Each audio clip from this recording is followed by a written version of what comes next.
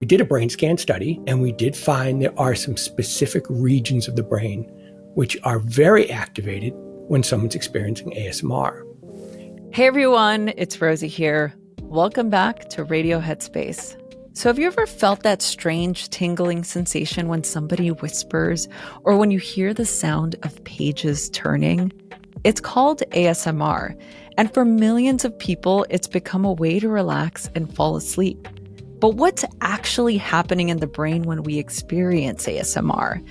To help answer that, I'm joined today by Dr. Craig Richard. He spent years studying the science behind ASMR, and I have to say, it's fascinating. I really hope you enjoy this conversation. Thank you, Dr. Richard, for being on Radio Headspace. I'm so excited to have this conversation with you today. If you don't mind sharing with us and our listeners who you are and what you do. Craig Richard, I'm a professor of physiology at Shenandoah University in Virginia. I'm the founder of the website, asmruniversity.com. I wrote a book about ASMR called Brain Tingles, and I'm host of the calming podcast, Calm History. Tell us how you got into this. What made you go into studying ASMR? I can give you the exact year. It was in 2013. I was in my kitchen listening to a podcast, and the episode in that podcast was about autonomous sensory meridian response. And that sounded like something physiological, but I'm a physiologist, and I'd never heard that term before.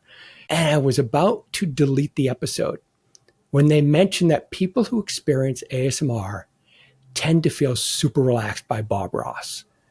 And that's when my eyes lit up. I'm like, oh my goodness. I remember being a kid, coming home from school, turning on Bob Ross, putting a pillow on the floor, and then just getting like passed out, like just super relaxed and falling asleep halfway through before he was done with the painting. And as they gave more examples in this podcast, I was like, okay, whatever this is, I experience it. And when I finished listening to the episode, my thought was, I can't wait to read about the science behind this. And in 2013, there was not a single published study.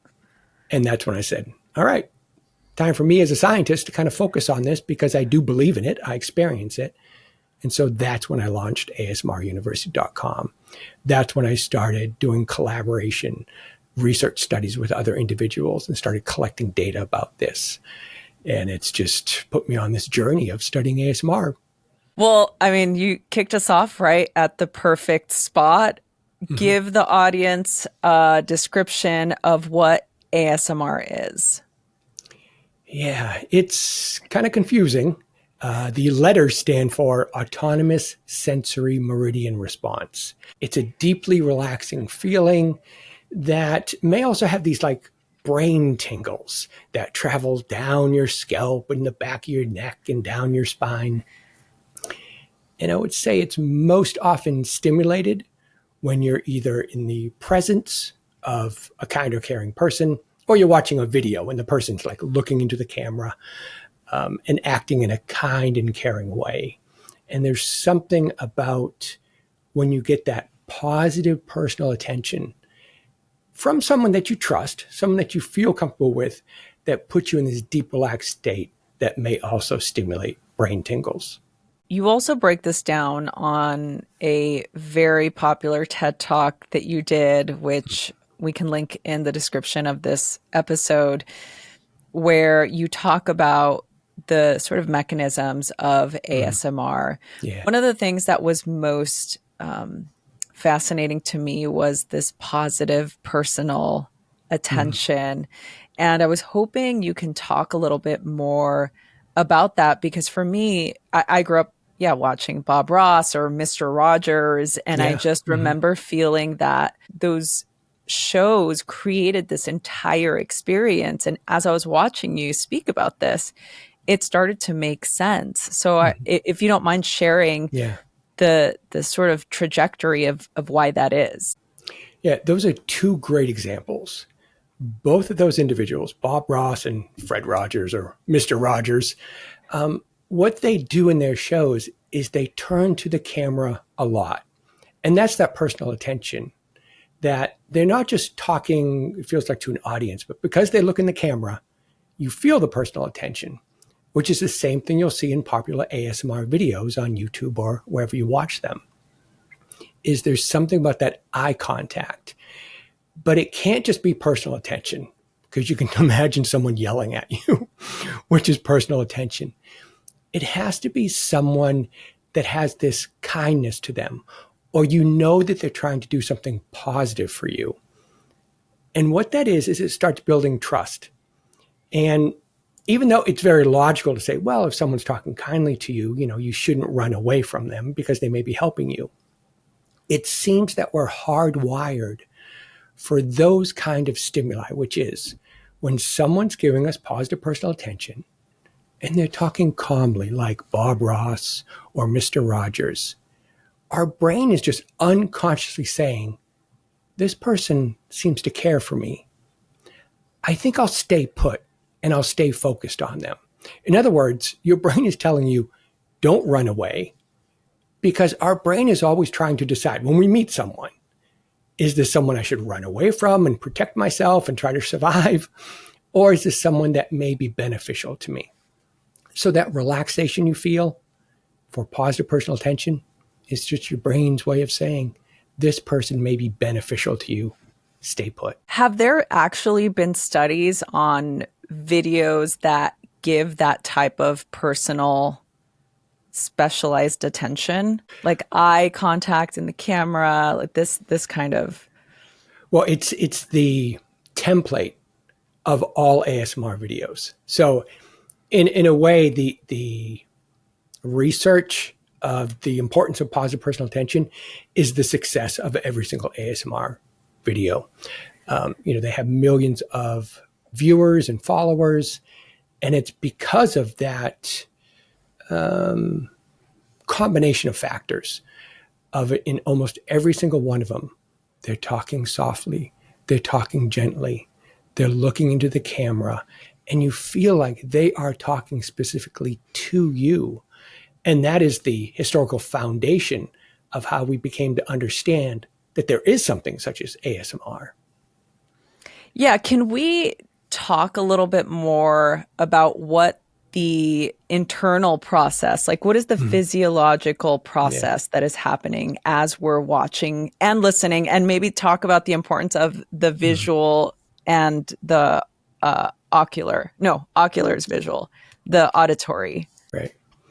Yeah. ASMR can be stimulated through different stimuli. As you point out, it could be just sound.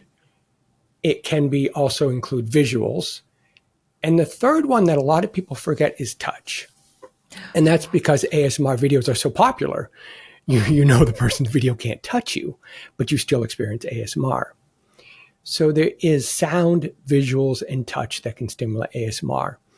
All three of those types of stimuli are ways at which someone else can convey to you that they're not a threat to you. For what is exactly happening in the brain, that gets a little tougher to figure out. I was a co-author in a paper where we did a brain scan study of someone in an fMRI machine, which basically looks at which regions of the brain are active when someone is in the state of experiencing ASMR. And we did find there are some specific regions of the brain which are very activated when someone's experiencing ASMR. And some of those regions are rich in receptors for the neurohormone oxytocin. And now we're getting more into the hypothetical because no one has measured oxytocin. But it does make the most sense of what might be happening in the brain during ASMR, because oxytocin is the neurohormone your brain loves to release when you're in the presence of someone who cares for you, whether that's a parent, a best friend, even your pet dog can do it to you, cause you to release ASMR. So any of those things, when you're in the presence of someone you feel comfortable with, your brain releases oxytocin. So is there a way to measure oxytocin? Yeah, it's tough. It's hard to measure the levels in the brain, but there are amounts that are released in the peripheral or in the blood. So you could measure to see if there's some in the blood. it's not a great way to measure it. It is tough. There are specific brain studies you could do to give an indication of oxytocin release and or binding. Those studies can be very expensive to do, and not many people are investing excessive funds, their research funds, into ASMR research because it is so new. So we haven't gotten to those studies, but you have the right idea. Like, how do we measure it directly? Yes, You want to know. I know. I'm so curious. I'm so fascinated, so curious. Just my own personal experience. When I first stumbled upon ASMR videos and just the experience of and it's so funny because you talk about this, the importance of connecting with the person doing it, because it matters and it does make a difference. And I would encourage people, if you're listening to this and you've never tried it before, don't just find a random and think, oh, I didn't have a good experience, and then never do it again. Find something that speaks to you or connects with you in whatever way you feel connected to the experience. I'm curious, Dr. Richard, when I'm listening to ASMR and I feel the tingles all over my body, like what is that? Like what exactly is happening to my body in that moment? I'm sorry, but I don't know. No one knows yet. It is a mystery. There aren't many physiological situations that stimulate that kind of tingling. There are some pain disorders at which you might hear about people feeling there are clinical terms for a type of tingling. But this tingling seems a little bit different because it's not associated with pain.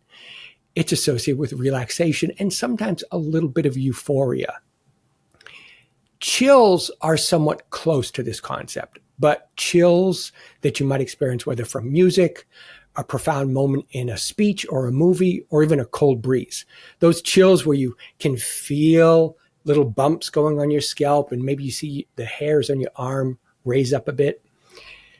Those are slightly different from tingles. Tingles are a little more inside the skin, but also occur in a wave that tend to start at the top and move down. But the science, like what exactly is going on there? What are those nerves releasing? What is stimulating those nerves? That's still unclear. Yeah, that makes total sense. Have you seen the ASMR videos where you're going to either a hair salon or visiting the doctor or going to a barber shop? What is the intention behind that? Is it still part of the same, like, is there a certain template that you have to follow in order for it to be ASMR? There is a template or a combination of stimuli. What you just named are all situations in real life that stimulate ASMR. So all you're seeing in ASMR videos are simulations of real life moments that tends to stimulate ASMR in those that experience ASMR. A common one is going to get a haircut. In real life, when you go to get a haircut, if you're like, oh, I love the way they touch my hair. I love the sound of the scissors. I just want to take a nap while they're giving me a haircut. You're probably experiencing ASMR. If you go to a clinician, and even if they take the stethoscope, they put it on your chest or your back, and they're quiet, and they say, take a deep breath in. And you start just feeling yourself get relaxed. That's positive personal attention from someone that you trust, someone you feel comfortable with, and it's just stimulating that ASMR. So this is what we see in ASMR videos. It's just real life situations reenacted into the camera to make you feel like you're in that moment. Yeah, I find that these types of, it's newer. ASMR is definitely a newer type of experience, or can we call it a modality at this point? Sure. I mean, yeah. To me, are there correlations or overlaps with something like meditation or practicing mindfulness? Yeah. My perspective, or my summary and perspective of the difference between ASMR and the relaxation you get from meditation is, for me, ASMR is always something I experience that someone else stimulates in me. Meaning I'm watching an ASMR video and they're relaxing me. I'm in the presence of someone with a nice voice. Their voice is relaxing me. I'm at the hairdresser. They're relaxing me. Meditation can often be you putting yourself into a relaxed state. I'm horrible at that. My brain is just too overactive. And when I try to meditate and I close my eyes and I try to think through and clear my mind and be present or not present, whatever it is you're supposed to be when you meditate, I start thinking of things I need to do. I'm not good at distracting myself. But when I'm looking at someone else, my brain is really good at getting distracted by that other individual, putting me into a relaxed state, which for me and for many people is ASMR. That's the difference I see. Now, you can still have like group meditation and things like that. You can have a meditation, someone do a guided meditation for you. I would argue or put forth that when someone else is talking in a calm voice and putting you into a guided relaxation, a guided meditation, perhaps that's actually ASMR. Yeah. So Dr. Richard is saying that basically what we do here is already ASMR. So that is great. That is great news for us.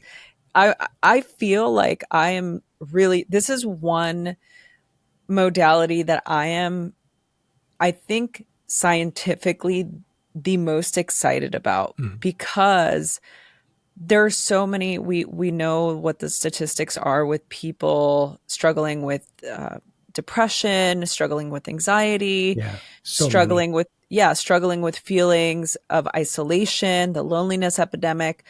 And I feel like I'm very much a advocate for treatments and help, right? So how can I incorporate a modality like mindfulness, like exercise, like, forest bathing, ASMR, whatever it may be to alleviate symptoms that are extremely debilitating for a large majority of the people, even here in the United States. So how do you see ASMR falling into the world of healthcare or into therapeutic practices in the future? I think it does need more clinical studies. So I'm a strong believer in clinical evidence to confirm that it is as helpful as whatever current evidence-based practices are. And so those studies are getting done and they're starting to come out very supportive of ASMR. So coming from that clinical evidence, so far what started is very supportive. For someone who let's say has some trouble falling asleep at night or has some average level stress in their life, I think on their own, turning to an ASMR video and trying that is a great start. If someone has extreme insomnia or extreme anxiety, and because you use the word debilitating, once we talk about things like insomnia and anxiety, those are debilitating.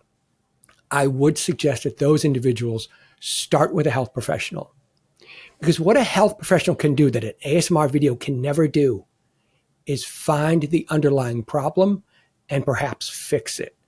There may be something that is driving their anxiety that could be directly treated to make the anxiety go away permanently and or the insomnia, whether it's a thyroid condition or something else. So if you feel like you have something debilitating in your life, start with a health professional.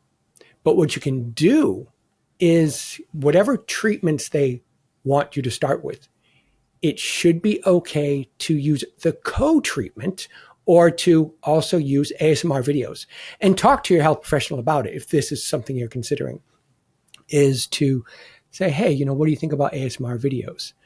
Chances are they may not have many thoughts on that. But I can tell you right now, there's over 100 research studies on ASMR. Almost every single one confirms it's relaxing for those individuals that experience ASMR. So it seems so far a safe thing to be able to try as a co-treatment. Just don't ignore seeing a health professional. So use it as a co-treatment is my recommendation at this point. So where do we go from here? What do we have to look forward to when it comes to the scientific research? For me, one of the big questions I'd like to address, I'd like to see answered, is why do some people experience it and other people don't? So what I've done is I've ordered these things, they're called DNA primers. And what they can enable me to do is to look at the genetic composition of two groups of individuals. So say one group experiences ASMR and the other group does not experience ASMR. I can look at specific genetic sequences they have related to genes that I think might be involved, like an oxytocin gene, and see if there's differences that might make this one group that experiences ASMR more sensitive, more likely to have a strong oxytocin response than the other group. It might not be the reason. It might come down to life experiences. But I would love to kind of look at that genetic study as a similarity. If you ever heard how some people have certain positive reactions to certain food and other people have a negative reaction to that same food. And what they show sometimes is it just comes down to genetic differences. So perhaps the answer could be that simple. For other studies I'd like to be done that are kind of beyond my resources are major clinical studies. Clinical studies where they recruit 100 or more diagnosed patients with specific conditions like anxiety or insomnia. And they compare ASMR as a treatment to evidence-based treatments. And they see, is it helpful? How does it compare? You'd also have placebos and proper controls in there. And those studies are very expensive. But with all these smaller studies that are being done right now, they're all leading up to support someone, meaning a major university, investing in big studies like that. So I'm very optimistic about those. Wow, that's very hopeful. And I'm really excited. I really believe that there's a lot of substance with ASMR. There's a lot of efficacy to the findings that you've researched. And I think if there are more studies done and people continue to see their symptoms improve, or they have, just a better sense of themselves or a better sense of their lives, it gives them some respite from something that they're going through, then more ASMR, please. Yes, exactly. It's another tool in the toolbox for people who are struggling with their medications that aren't working well, there's strong side effects, or they're like me and just meditation doesn't work that well, or whatever are the other relaxation techniques. ASMR triggers, ASMR stimuli, audio, videos are all another option that people can try. Dr. Richard, I'm so grateful, by the way, for the work that you've done and for spending some time with us. Where can people go to connect with you or to get more information about ASMR? I'd say they're welcome to check out my website, asmruniversity.com. There's a lot more details about ASMR on there and my contact information. And if they're looking also to try some relaxing audio, they can try my podcast, Calm History, where I just talk in a calm voice and try to relax people. Dr. Richard, thank you so much for joining us today. We will link all of those links to the show notes wherever you're watching or listening to this podcast. Thank you so much for being here. We'll see you back here soon.